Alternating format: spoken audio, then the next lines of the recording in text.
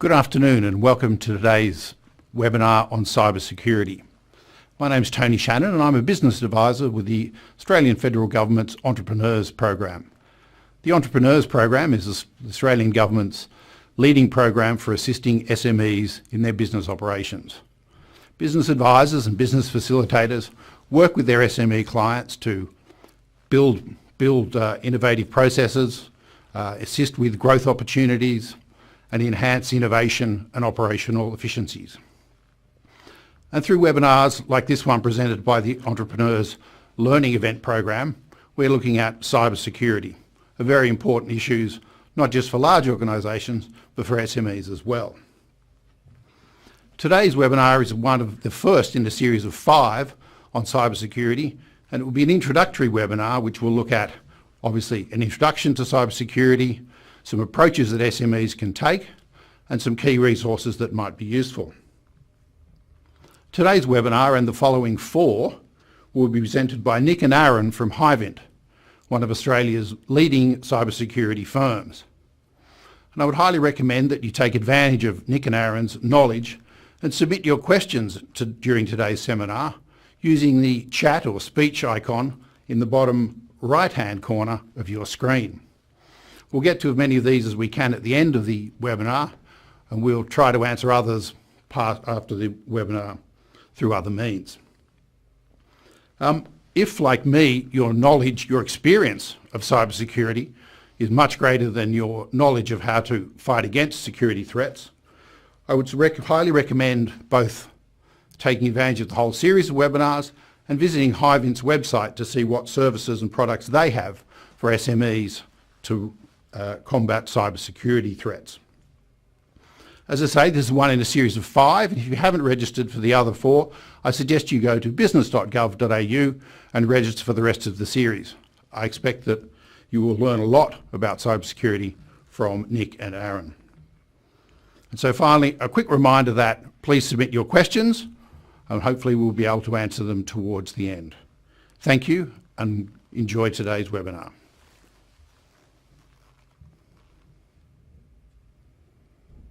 Welcome to the Cybersecurity Journey webinar series for small and medium businesses. This is the first of 5 cybersecurity webinars run by Hyvent, Australia's fastest growing cybersecurity consulting firm, as part of the Australian Government's Entrepreneurs Program. Your business's cybersecurity matters. Being able to minimise the risk of a cybersecurity breach and keep your systems and data safe from cyber attackers is vital to preserving your business's reputation and relationship with your customers and supply chain partners. Yet the reality is that cybercriminals are increasingly targeting Australia's small and medium businesses. So, it's important that businesses like yours know what you can do to stay secure in the face of a growing array of cyber threats facing us in today's technology-driven society. That's where these webinars come in. Cybercriminals never stop in their efforts to target and compromise your sensitive data and systems. So none of us should ever stop in our efforts to stay cyber secure. And regardless of whether you're just starting out on your cybersecurity journey, or whether you're already taking steps to be secure and just want to improve, these webinars can help you. Over the course of this series of 5 webinars, Hyvent's expert advisors will be covering a number of topics that will help you to gain an understanding of key cybersecurity issues and help you to feel more confident in knowing some simple strategies you can implement to greatly improve your business's overall level of security. Topics we'll cover include an introduction to the cybersecurity journey, as well as an introduction to the steps you can take to quickly improve your organization's security, the topic of today's webinar. Our second webinar will provide an overview of the cybersecurity threat landscape facing small and medium businesses, while our third webinar will discuss the simple steps you can take to mitigate the risks posed by those threats. In our fourth webinar, we'll look at how to develop a simple and effective way of managing and responding to cybersecurity incidents. Our fifth webinar will look at the use of cloud services and other outsourcing arrangements, and the unique cybersecurity considerations that arise in the context of small and medium businesses. Throughout these webinars, you'll also learn what additional resources you can consult for ongoing support with your cybersecurity issues and challenges, and you'll also have the opportunity to ask questions which we'll respond to at the conclusion of each webinar. At any time, you'll also be able to sign up for free to access Hyvent's Security Colony collaboration platform, where you'll be able to ask any further questions you may have after a webinar concludes. We're looking forward very much to having you as part of this webinar series and helping you on your cybersecurity journey. Once again, welcome.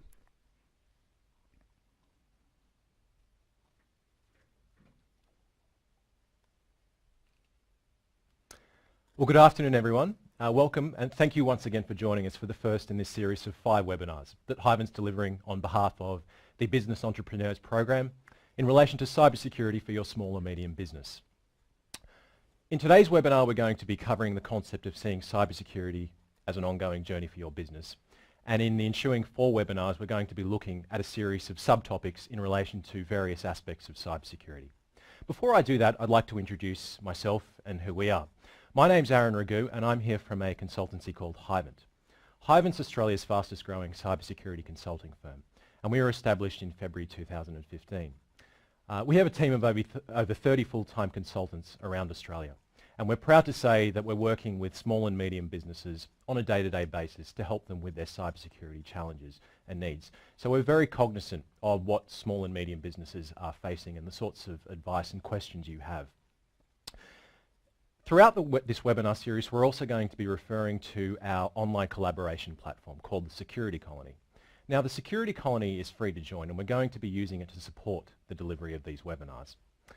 The Security Colony effectively enables you to access a variety of resources that you can use to support you on your cybersecurity journey, and you'll also be able to use it at any time to ask any further questions that you might have following these webinars in relation to your cybersecurity journey. Thanks, Aaron. My name's Nick Elsmore. I'm one of the co-founders of Hyvent. I've been in information security now for close to 20 years and have worked for everyone from the United Nations and APEC through to defence, and also a whole range of small to medium enterprises in industries from financial services to not-for-profits to small businesses who really didn't think that cybersecurity was something that was important to them. Until there was an incident and it became very important very quickly. So between us we have a lot of experience, and we're certainly hoping to be able to share a lot of that with you and help in a very practical and pragmatic way over this series of 5 webinars. We certainly realise that cybersecurity can be a bit of a black magic, but it doesn't have to be. And what we really want to come across in these sessions is there are some very simple, very practical things that you can do that can improve your cybersecurity posture very efficiently and effectively. So, as I mentioned at the outset, the core theme underpinning today's webinar, but indeed every webinar throughout this series, is that cybersecurity is very much an ongoing journey for your business. And what we mean by that is that we'd really encourage an understanding throughout this webinar series that cybersecurity very much needs to form a part of the way you do business on a day-to-day basis. It's not simply a set and forget exercise on a one-off basis. The reality is cyber threats are constantly evolving, and attack methods used by cyber attackers are changing. The attack methods we saw a few years ago have evolved to the methods we're seeing today. We're seeing a combination of highly customized and also high volume attacks. And 5, 10, 20 years down the track, again, the attack methods and techniques will continue to evolve. So it's important that your approach to cybersecurity very much stays in step with the evolving nature of the cyber threat landscape and attack techniques. In addition, the methods and the steps you take on your cybersecurity journey will very much vary depending where you are currently in your cybersecurity journey. And Nick's going to be talking about that a little bit later on in the webinar. But whether you're just starting out in the journey or further along on the journey will ultimately dictate the sorts of steps that you will take to improve your current cybersecurity posture. Now, at the outset, it's important to preface this discussion with looking at, some of you may be wondering why cybersecurity in particular is relevant to your small or medium business. There's no doubt that cybersecurity has become very much a mainstream public issue, but in particular for small or medium businesses, there are some reasons that I want to highlight in terms of why it matters, why cybersecurity matters, and they apply both at a macro level and a micro level. Firstly, at a macro level, there's no secret that small and medium businesses, both in the Australian context and indeed around the world, form a key driver and a key pillar of economic activity. So unless small and medium businesses feel confident in their ability to firstly understand cyber threats and combat cyber threats, then obviously the nation's overall ability to achieve a higher level of cybersecurity is drastically impinged. Indeed, the Australian government has apportioned over $230 million worth of funds over the next few years as part of its latest cybersecurity strategy to implement a variety of initiatives to improve the nation's overall cyber health position. However, obviously, if small and medium businesses don't feel confident in their ability to combat cyber threats, then the ability to achieve the overall the objectives of that strategy are drastically affected. In addition, at a more micro level, there are a number of reasons that apply. Firstly, as I mentioned, cybersecurity has become more of a mainstream topic. And as that's occurred, what we've seen is particularly larger businesses have begun to invest more and more in securing their systems and data in recognition of the importance of cybersecurity. Now, as that's occurred, we've seen a shift in the perception of cyber attackers, whether justified or not, towards small and medium businesses and taking more of an interest in targeting small or medium businesses. Because there is a perception, as I say, whether that's justified or not is another matter, but there is a perception that small and medium businesses don't necessarily have the same degree of expertise or financial resources to invest in securing systems and data as compared with their larger counterparts. Furthermore, and related to the first point, there's also, in today's data-driven society, it's very much the case that now small and medium businesses are also in possession of valuable data that cyber attackers, that is attractive for cyber attackers to look to exploit. So whether that's sensitive intellectual property, sensitive information about transactions, about other organizations, about supply chain arrangements, about customers, all of that information is attractive for cyber attackers to exploit for reputational or causing reputational or financial harm to a small or medium business. And finally, it's also important to appreciate that your small or medium business may be part of a supply chain arrangement which cyber attackers may look to exploit. And specifically, they may look to exploit that by, if you're supplying services, for example, to a larger business, they may use your organization as a stepping stone. So they may compromise the security of your business in order to then target another business further up the supply chain. So it may be the case that if you have a deficiency in your cybersecurity processes, that may not necessarily only affect your organization. It may also affect the organizations you're in a supply chain arrangement with. And that's an important point to appreciate. Yeah, and there are some really, really interesting examples of that have happened in recent years. One of the most significant cybersecurity breaches that's happened in the last decade is the breach of Target in the US. And Target in the US, they lost something like 200 million credit cards. Obviously, Target's a very large and a very significant organization with significant resources to put towards cybersecurity. But that compromise actually happened through the small to medium enterprise who was supplying their heating, ventilation and air conditioning systems. So a much smaller organization was attacked as the target to get access to the organization itself, Target. And another one which is more recent is you may have seen stories in the press about Netflix actually being held to ransom by someone who had gotten access to the latest season of Orange is the New Black and was effectively trying to blackmail them with the threat of releasing that. As that story is unfolded, it's become apparent that that information, that file, had been stolen from a post-production studio who was a much, much smaller business, obviously, than Netflix, who were providing services to that organization. So they're both indications, both examples of the second 2 points here, that both organizations that are part of a supply chain are being targeted, and also that small to medium enterprises often have access to the same IP as the larger companies, and so they can be targeted for that purpose. Now, there are also other reasons that apply when we consider why small and medium businesses, why cybersecurity matters to small and medium businesses.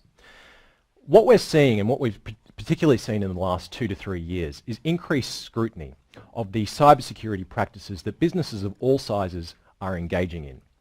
And for example, in the United States and to some extent in the European Union, we've seen increasing interest by regulators in terms of enforcing action against small and medium businesses and larger businesses when it comes to their cybersecurity practices, particularly when there's been an incident such as the data breach, which has resulted in some sort of harm being caused to other organisations or the community at large.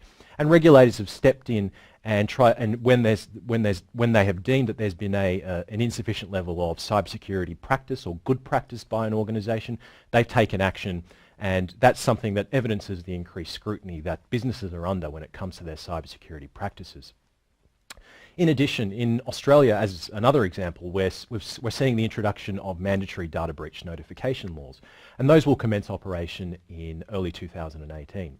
Now, while those laws won't necessarily apply to every small or medium business watching this webinar, for those that it does apply to, and you experience a data breach of personal information and you need to report that to the Office of the Australian Information Commissioner and to affected individuals where there's a potentially serious risk of harm.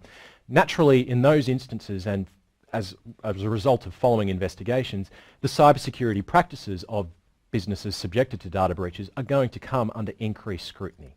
And that's an important point to appreciate as those laws, which have been obviously heavily publicised, commence operation and continue operation over the next few years and beyond. And finally, there are some organisations which engage in what we effectively refer to as special functions. And a common example we use is the storage and handling of payment card information. If you're an organisation that engages in that sort of function, then you're subject to something called the Payment Card Industry Data Security Standard. And that's a source of additional obligations which relates to your cybersecurity practices. And if you're engaging in those types of special functions, then it's important to be cognizant of the fact that there may be other standards and other sources of obligations in relation to your cybersecurity practices.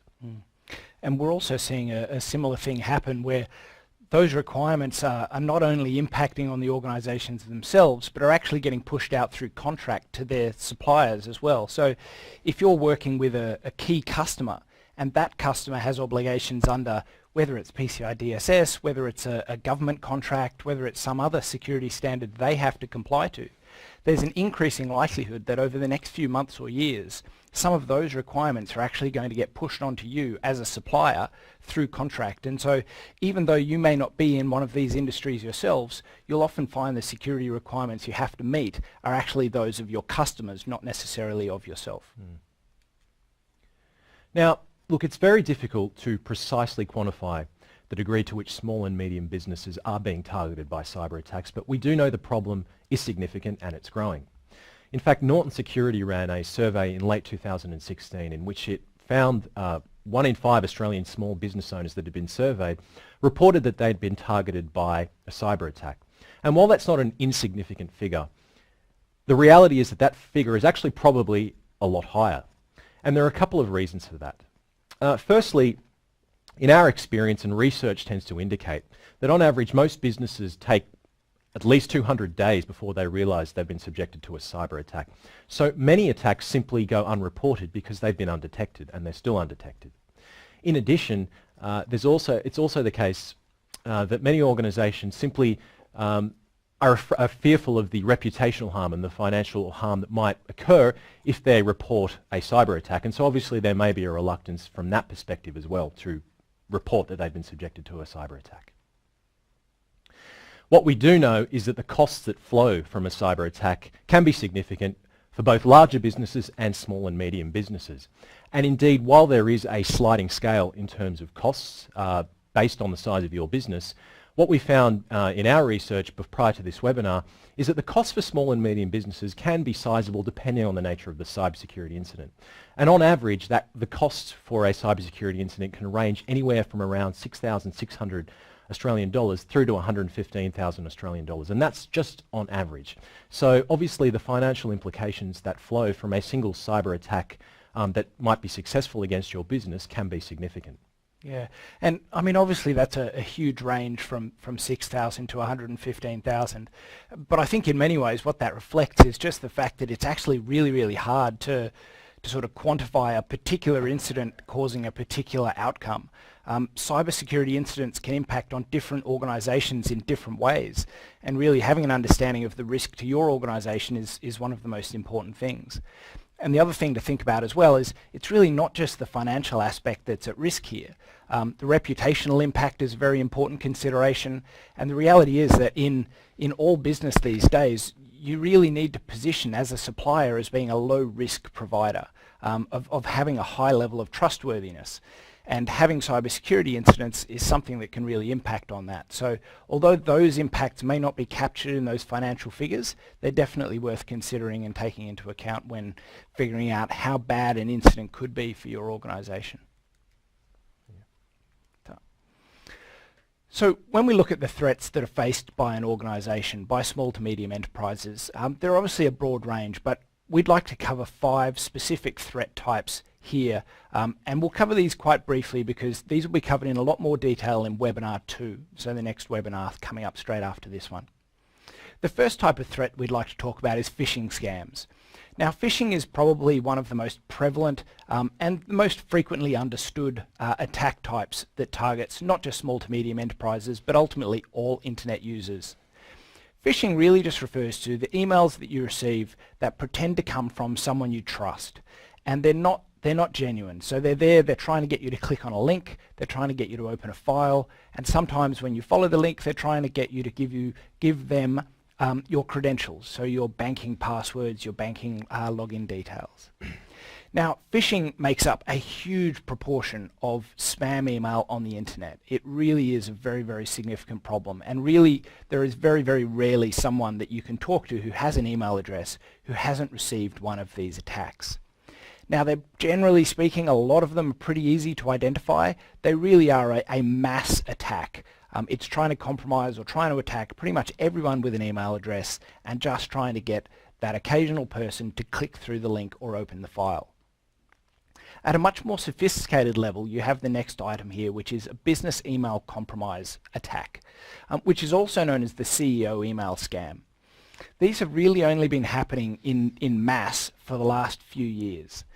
And they're very, very targeted. So whereas a phishing email, a phishing scam, is something generic, it's the email that pretends to come from the tax office at this time of year, or pretends to come from AGL, or the banks, or Australia Post, have all been reasonably well-known and well-documented phishing scams in Australia. But the business email compromise scam is very, very targeted. So these emails are written up to look like they're coming from someone that you genuinely know. So there's a lot of research that goes into them, often using social networks to identify who you're connected with and who you talk with. And the message has a single purpose, and that's to try to get you to conduct a financial transaction to a particular bank account, so to the attacker's bank account. And so they're genuinely looking to transfer thousands or tens of thousands, in some cases genuinely even millions of dollars, through a single financial transaction. And there have been organizations who have lost hundreds of thousands or millions of dollars through receiving one of these email requests and making the transfer go through. The third type of attack I'd like to briefly mention is ransomware. Now, ransomware goes hand in hand with phishing scams because a lot of the phishing emails that are out today are actually aimed at infecting your system with ransomware.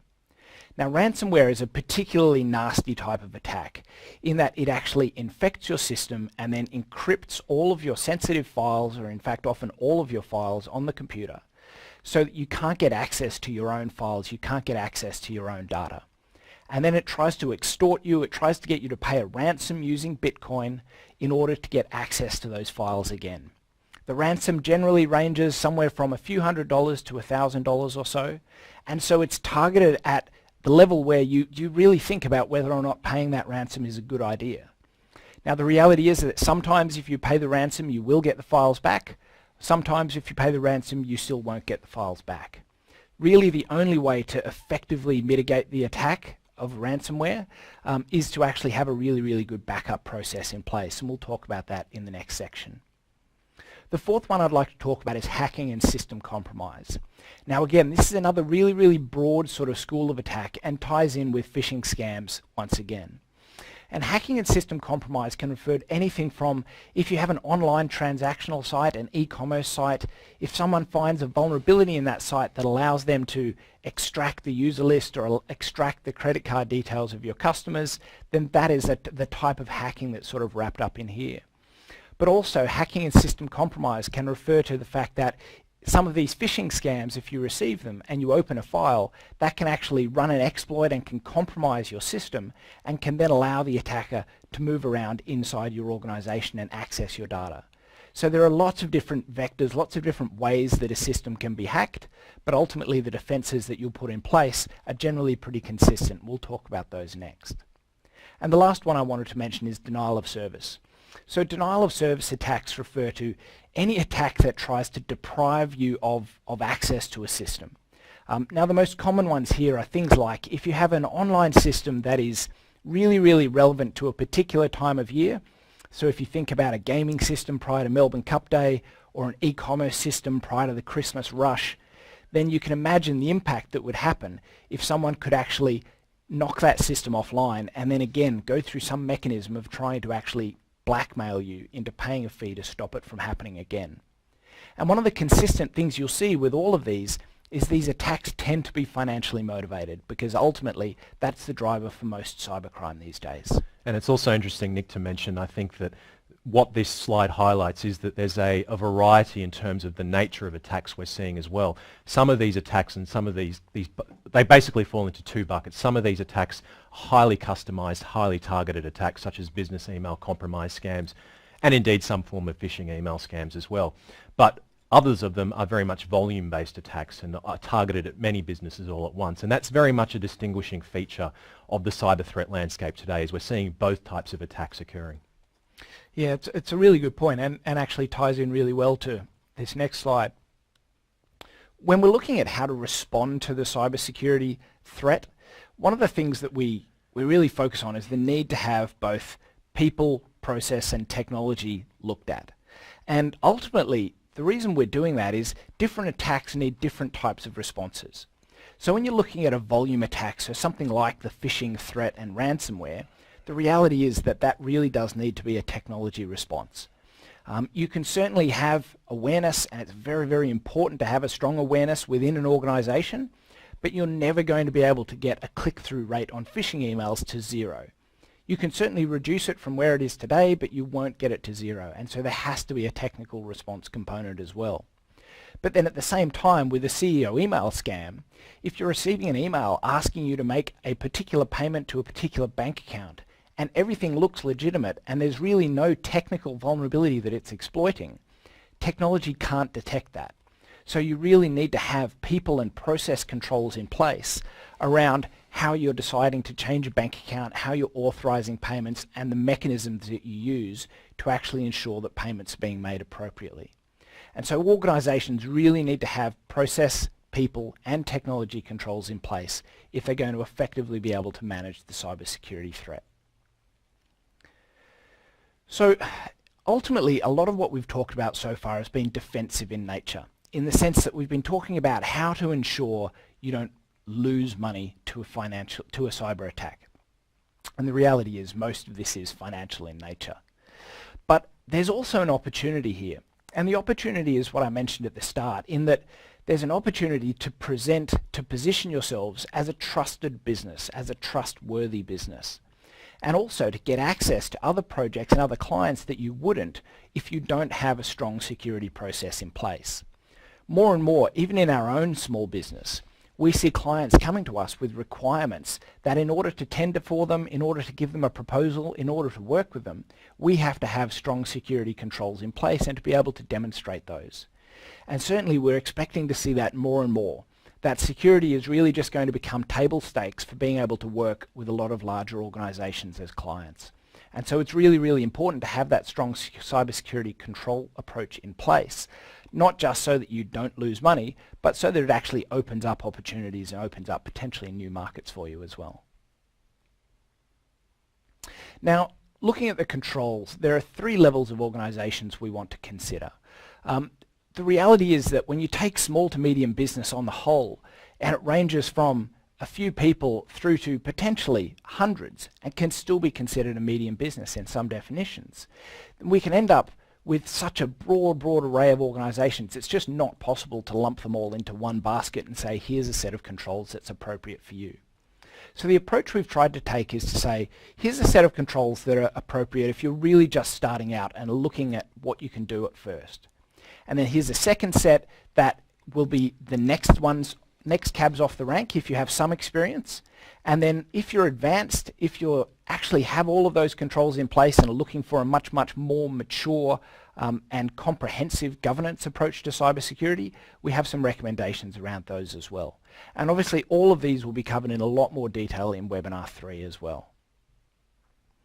So starting off, how do you know if you're early in the journey? Well, you're early in the journey if either you've had a security incident and you aren't really sure how to respond to it, or perhaps it just hasn't really been a focus. You haven't spent much time thinking about cybersecurity, but you recognize now that it's something that needs to have more focus. The reality is cybersecurity has been in the media a lot over the last weeks and in fact the last months. And so it's not uncommon that organizations are now coming into cybersecurity realizing that it's time to really start investing and start focusing on what can be done. So there are 5 specific things that we'd like to talk about in terms of starting out on your cybersecurity journey. 5 specific controls that we'd recommend. The first is the very, very boring topic of patching, keeping your software and your hardware up to date. It is still by far one of the most important controls that any organization can have in place. Now the reality is a lot of modern software actually has auto-updating either enabled or as an option. And certainly we recommend that organizations turn that on whenever possible. It really is important to be able to ensure that your software is up to date so that the vulnerabilities that are known about and that our attackers are most likely to be using are actually mitigated. And when we talk about the security software component in a moment, that's one way that you can help identify that your software is up to date. Because it's not just the Windows and the Apple Mac and the iOS level software operating systems that need to be done, but also all software, all applications in place as well. It's important that given email is such a big threat, given that phishing and so many of these other attacks come through email, one of the controls we do recommend is to use a cloud-based email service provider.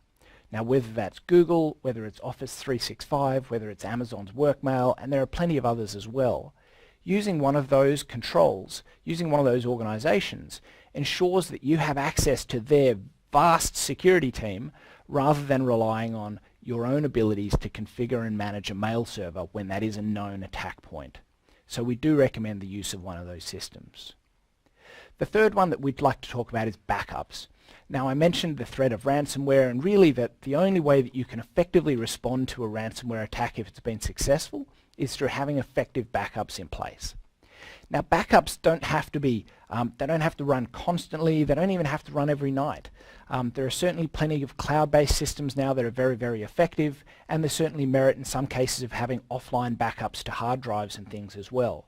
The key thing is ensuring that the backups that you have in place line up to your organization's needs and that they're available and tested so that you know they're going to be there when you need them. And I think a key point to mention there as well, Nick, is that it's very important for your organization to have an understanding of where your key data resides, what your key data is and where it resides, so that you can make sure that you have an effective backup process in place. Yeah, that's absolutely right. The fourth one I'd like to talk about is passwords and password controls. It really is essential. Despite the fact that 20 or 30 years have gone by, we really haven't advanced much beyond passwords as being the key control in most security systems. And so the strength of those passwords is really important. There are 2 things that we particularly recommend around that now. One is the use of a password manager. Now whether that's LastPass, OnePass, KeePass, and there are a number of others, having a password manager in place, which is a piece of software that stores all of your passwords, that has a very strong password to get into that password manager, allows you to use much stronger passwords that are not shared between systems and that have really, really strong length and complexity requirements. And the other point is turning on two-factor authentication wherever possible. Now whether that's the SMS that you receive to your phone, whether it's using something like Google Authenticator or Microsoft Authenticator, many systems now have the ability to turn two-factor authentication on really natively built in. So Gmail does, Google does, Office 365 does, Facebook does, LinkedIn does. There are a whole range of systems that have this built in natively. So turning it on is one of the strongest controls that you can put in place to improve the security of the system. And the last one is to implement some security software. Historically, this was simply antivirus software. Now most of the security software suites have become much more sophisticated. So they actually have an anti-malware component. They can do some scanning of your web browsing content. They can actually help run some vulnerability scans to identify if you're missing patches and tell you which patches you're missing and how to go about applying them. So security software really is an important component to have in place as well, which is the technology aspect that I was talking about before. Now, if you're further along on the journey and you've implemented the steps that Nick's spoken about in the starting out phase, so you've got some experience on your cybersecurity journey, then there are a series of an additional 5 steps that we recommend you look at implementing. Now, as Nick's already mentioned, we'll be covering this in more detail in webinar 3, but for completeness, I'll just quickly go through them now. And the first step that we'd suggest you look at implementing is device level encryption. But particularly for mobile devices, so things like smartphones, tablets, laptops which might be taken off-site or out of your organization's perimeter, and potentially, if lost, could fall into the wrong hands. Now, if those devices contain data which, if compromised or if obtained by the wrong people, could cause your organization harm, then it's it's a very prudent step to implement device-level encryption. And thankfully, it's not a very difficult process. Most popular standard operating systems on mobile devices and on laptops, such as iOS, Android, and Mac OS and Windows, now have encryption options available. Often these are enabled by default, but it's not always the case. So it's important to go in and check to make sure that those options are enabled. Secondly, we'd recommend that you look at managing the user accounts within your organization very, very carefully. And what we mean by that is the accounts that are used to log into key systems and applications are managed carefully. So things like making sure that your employees are only given access to the systems, the applications and the devices that they need to do their job is very, very important, as is avoiding the use of shared accounts across multiple staff. It's much more preferable to give each of your staff an individual access account. And what we'd also recommend is that you carefully limit the use of administrative access accounts within your organization. Administrative access accounts, to use a crude analogy, are effectively like what are the master keys in a hotel. So they provide access to all of your key systems, applications and devices. So if one of those accounts is compromised by cyber attackers, then it's very, very possible that the damage that they can cause to your organization can be more significant than would otherwise be the case. Thirdly, making sure that your employees are part of the cybersecurity journey, and in particular making sure that they're aware of how they can play a part in helping to prevent a cyber attack becoming a successful one against your organization, is a crucial step. And for example, making sure that your employees know how to identify the potential indicators of a malicious email and how they know to spot the signs of potential cybersecurity compromise on a system, such as suspicious pop-ups or a slow running system, is very, very important. So we'll be speaking more about that in later webinars, but suffice to say that cybersecurity very much needs to be across your organization, and all your employees really need to be part of the fight really to stay cyber secure. And fourthly, Nick already spoke about the use of online cloud-based email services as a way of helping to filter out malicious emails such as ransomware, phishing scams and business email compromise scams. Now, while that's a very prudent step, if you're at the intermediate or the some experience stage of the journey, then it's worth looking at implementing or acquiring an online specialist email filtering solution. Now, these effectively act as a second layer of protection. They can plug into your existing cloud-based email service. And the advantage is they offer additional filtering options, and they offer more sophisticated protection. So it's very, very worthwhile, as I say, as an additional layer, as particularly with the plethora of malicious emails being sent by cyber attackers nowadays. And finally, cyber insurance. Now, cyber insurance is an interesting concept because we're seeing it's still very much in its infancy, but we're seeing more and more organizations start to acquire cyber insurance as a way of helping to mitigate against a cyber attack. Now, indeed, cyber insurance is not a preventative strategy. It's very much a contingency in case a cyber attack occurs. But what it can do is help to minimize the potential financial losses or damage that occurs should a cyber attack be successful against your organization, obviously depending on the nature of the policy. So it's something, if you're at the intermediate stage of the journey, we'd strongly recommend you look at acquiring. Finally, as we've mentioned, cybersecurity is very much an ongoing journey. So even if you're doing all of the things we've spoken about in the starting out and the intermediate phases of the journey, it doesn't stop there. If you're at the advanced stage of the journey, then we'd recommend, if you're looking to take your approach to cybersecurity further, that you can look at industry standards. And Nick briefly mentioned this at the start of the webinar, but looking at things such as the ISO 27001 security framework, the Australian Signals Directorate's strategies to mitigate cybersecurity incidents, as well as the NIST cybersecurity framework. All of those are industry benchmarks that cover people, process and technology aspects of cybersecurity and can provide you with further guidance of how to improve your overall approach to cybersecurity across all of those areas. Thanks, Aaron. And just to wrap up, some other resources that are really, really valuable for you to have a look at. The first is that there's an organisation called Stay Smart Online, which is a government initiative, and they've produced some small business guides that are really, really valuable, great resources, and they're available from the URL that's on the screen there. The Australian Signals Directorate, as Aaron mentioned, released a guide, the top 35 strategies or the top 35 controls that they recommend that organisations implement. Now, obviously, that lines up pretty well with some of the controls and the recommendations that we've provided here. Out of those 35, they've most recently pulled out what they call the Essential 8.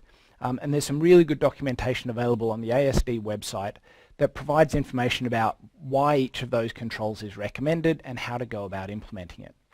And lastly, Security Colony, which we've mentioned a couple of times, it's free to join, and there's the ability to ask us any questions, and we'll answer them as we have the time available.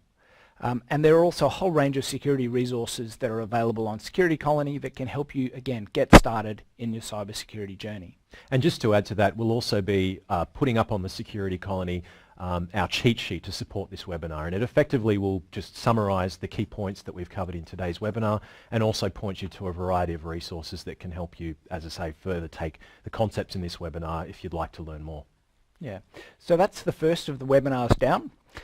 There are 4 more webinars to go. So as was mentioned in the video at the very start, the next webinar will be on the threats that face small to medium enterprises. The third webinar will look at the specific security controls that you can implement and how you can go about implementing them, again, in a very, very pragmatic way. The fourth will look at incident response planning, which is obviously a very, very topical issue. And the reality is we can't stop all cyber attacks, and it's important to go into this with an understanding that there is some level of cyber attack and cyber breach that is simply unpreventable. And so it is important to have the ability to detect those issues really quickly and respond to them really, really effectively. And that'll be talked about in the 4th webinar. And then the last of the webinars will be covering the cloud and outsourcing. So effectively, we've talked a lot about supply chain risk and your role in the supply chain as a small to medium business, but similarly, you have your own supply chain. And so we'll be talking about how you can ensure the security of those organizations as well. So that wraps up the presentation section of this, and we'd certainly be happy to answer any questions that have come through now. Thanks, Nick and Aaron. That was very, very informative. Lots of good advice and some terrific information there. So I'll be scurrying back to my office to do the backup that I promised myself I'd do about 2 weeks ago. The first question, titled A Question, comes from Stephen and his Yahoo email account. Would you please explain why Hyvent was chosen by the government above the dozens of other providers? For this set of presentations, well, I mean, to a large extent, we'd have to defer to the people who made those decisions in terms of why it was made. But I can explain who we are and why we do what we do and how we do what we do. Hyvent, the name is an abbreviation of Hive Intelligence, and my title is Chief Apiarist, and we're very, very big on our bee metaphors, hence Security Colony as well. And ultimately, it's because bees are really, really great at collaboration. The average bee has a lifespan of a few months, whereas a beehive itself can actually have a collective knowledge that spans to years. And so what that means is a beehive can actually know where a particular type of pollen is, despite the fact that no bee has ever been there that is alive in the hive at that point in time. And effectively, it's a metaphor for us about collaboration and about the power of information sharing.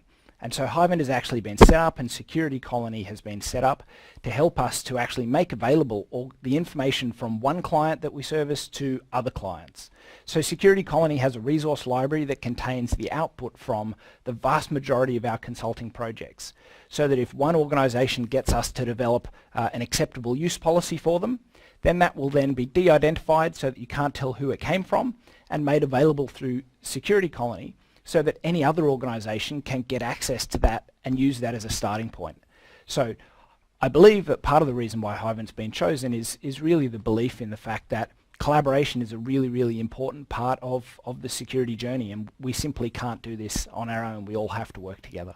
And indeed, we are very much, as I mentioned at the start of the webinar, we are working with small and medium businesses on a daily basis. So as I say, we're very, very aware of sorts of issues small and medium businesses are facing, and I guess we're very focused on providing practical advice in terms of trying to guide what small and medium businesses do. And Security Colony is available for SMEs? Yes, so anyone can sign up for a Security Colony account. There's a free level of access. You just go to the portal.securitycolony.com/register, and you can sign up with a user ID, create a password, doesn't ask for credit cards, doesn't ask for any personal information, and you can use the site straight away. Okie doke. In terms of practical advice, we've got a question here, Aaron, which I might throw to you. Can you recommend any easily available tools, survey, checklist, that allow a business to conduct a self-evaluation that gives an indication of organisation cybersecurity? This is both to identify avenues to address and inform the business case to devote resources towards that. Well, again, that's the sort of, very much we have resources like that on the Security Colony, and they are pitched.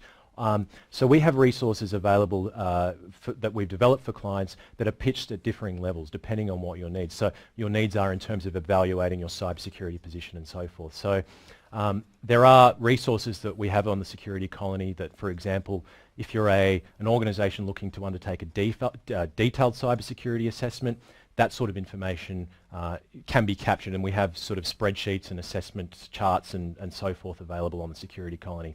And we also have more higher level sort of resources available to enable you, say if you're looking to do a less detailed assessments and get a more sort of a higher level understanding of your overall cybersecurity position, then that sort of information, we have resources. And again, as Nick has mentioned, that's the sort of thing that we've developed with other businesses and that we've looked to share with the broader community via the Security Colony. Yeah, and just to jump in on that as well, we're actually doing another project separately to this one, which is looking at exactly that and looking at cybersecurity maturity assessments for small business.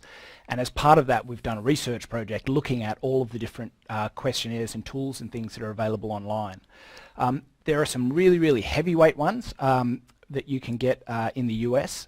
If you search for NIST cybersecurity framework self-assessment, there's a whole self-assessment process that the US government has built out around that, but as I say, it is pretty heavyweight and comprehensive. At the much, much simpler end, the UK government have a really, really nice program called Small Business Essentials, or Small Business Cybersecurity Essentials, and they have a self-assessment tool, and it's very, very simple that you can use through that as well. So there are quite a wide range available online. Those are probably at two extremes, but hopefully that'll help you get started. And from memory, I actually think we have a resource on the Security Colony which summarises those different tools that are available. Okay, thanks guys. Question titled IT provider. If a small, medium business has an IT service provider, what is their responsibility regarding the new data breach notification? Is the business fully responsible, or is it a shared responsibility? So that's an interesting one. So first of all, I'd say that we're not lawyers. So ultimately the advice we give is purely as cybersecurity consultants, and we'd highly recommend that you consult your necessary legal advisors for appropriate advice regarding that. The data breach notification laws relate to the breach of personal information. So ultimately it relates to whichever organisation ultimately has ownership of that information. So it's in a situation where you're an IT service provider and you're handling information on behalf of another organisation. ultimately, I think the precise distribution of responsibilities is something that you'll need to consult your legal team about. But there are provisions in the Privacy Act that relate to the transferring of information to other organisations and how that delineates the precise ownership of personal information. It's quite complex, so I don't want to, you know. But I think it depends which angle we're looking at it from. If we're looking at it from the perspective of the service provider or of the organisation who is outsourcing the service. If the question is, for example, if your organisation holds a lot of personal information for your customers, and you then have a third party that manages your database or manages your IT infrastructure, and they have a breach and lose your data, ultimately that's your data, so it's your data breach. And there have been some quite big cases of that. So for example, Dell had a data breach of a mailing house called, I think it was Epsilon. And Epsilon was compromised, lost some of the mailing lists that belonged to Dell, but you'll see that all of the media releases effectively said that Dell had a data breach. And so the reality is you have an obligation to ensure that your service providers are managing things securely, and if there is a data breach, it's almost certainly going to fall on you as an organisation rather than on the service provider. Okay, we might jump quickly into the deep waters of firewalls. Someone asks, is there a list of hardware firewalls that have been assessed and approved that can assist users with choice beyond, quote, the power of advertising, unquote? And I might throw in a couple of other questions that are related that you might want to think about at the same time. One question is, how does Hyvent protect itself? So you might want to think about how much of that you would like to reveal. And somebody else asks, I have an external hard drive always connected with my laptop as it is my MacTime machine and backs up my entire laptop hard drive hourly. Can my external hard drive be infected by a cyber attack? Okay, so I'll start and I'll deal with that last one first. Ultimately, if you have a hard drive that is connected to the system, then it is possible that that can be infected. So it is, from the perspective of your operating system, generally speaking, it's just going to be treated as another hard drive, as another mapped drive. And so that can be infected. If you were to get a ransomware attack that was going to compromise your system, it could very well infect all of the hard drives, all of the different devices that are connected. So if that's the backup strategy, that drive does need to itself be backed up periodically somewhere else, and preferably offline as well. To jump to the first one, and then I'll come back to the second. The question about lists of approved products or endorsed products is actually a really, really complicated one. There was a program for quite a long time, in fact it still exists, called Common Criteria. And Common Criteria is a very, very heavyweight assessment process that's generally used or has been used by governments in terms of choosing security products. And so there's certainly a list. If you search for a list of Common Criteria approved firewalls or Common Criteria tested firewalls, that list does exist, and that'll give you a starting point. But I think it would be unfair to suggest that that is the only list that you would want to look at, or that that is a comprehensive list of sort of effective firewalls or secure firewalls. Really, a lot of it is about finding some independent advice that you trust. Even things like that, there's a website called Tom's Guides, and they have some really, really good sort of product reviews, product testing that can be useful to get an idea of where those products fit and what might be suitable for you. Not sure if you have other... No, I think that's right. And we actually, in our cheat sheets, we've actually pointed you to a variety of resources, and Tom's Hardware is one of those, in terms of just pointing to a variety of recommended checklists for different types of, for security software, for firewalls, for online security services and so forth. And it's a very good resource in terms of just being able to identify, you know, some different options. So. Yeah, and in terms of the middle question around how does Hyvent protect itself, look, I mean, there's obviously some level of that information that I'll not go into, but ultimately we basically follow a lot of the same guidance that we've put forward here. You know, we ensure that systems are patched regularly. We have a backup process. We certainly use sort of cloud-based systems and leverage the fact that those organizations have a very significant investment in security. We have security controls on our endpoints. We have security controls. We have two-factor authentication implemented on everything where that is possible to have it implemented on. We use strong password requirements. We're obviously very strong in terms of user access control. And we have network security controls as well. So it really isn't, it's not that different. And the reality is, even if you go to the very, very sort of pointy end of security and organizations that implement the most stringent controls possible, their control set doesn't look hugely different. It's just they might be implementing patches a bit faster.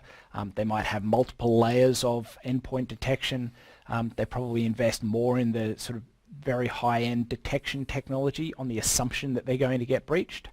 But ultimately, it's not like there's sort of one set of simple controls and then a completely different set of controls for other organizations. Okay, a question about password managers, which I must say is the thing I scribbled down on my notepad. Can't hack my notepad. Are those one login platforms that hold all your passwords safe? If hackers got in, they would have all your passwords. Look, and that's always been the question. I think the reality is if you'd asked us that question 5 or 10 years ago, I probably would have said that on the balance of risk versus benefit, you probably wouldn't do it. But given the prevalence of account lists being compromised now and passwords being breached now, I think the balance has tilted in favour of using one of the password managers. And I think it's very important to appreciate that we certainly can't, as Nick mentioned earlier on, we ultimately have to be upfront that at some level, some degree of cybersecurity compromise is inevitable. And so ultimately the controls we're looking to recommend in this, and when we mention password managers, it's about managing risk as effectively as you possibly can.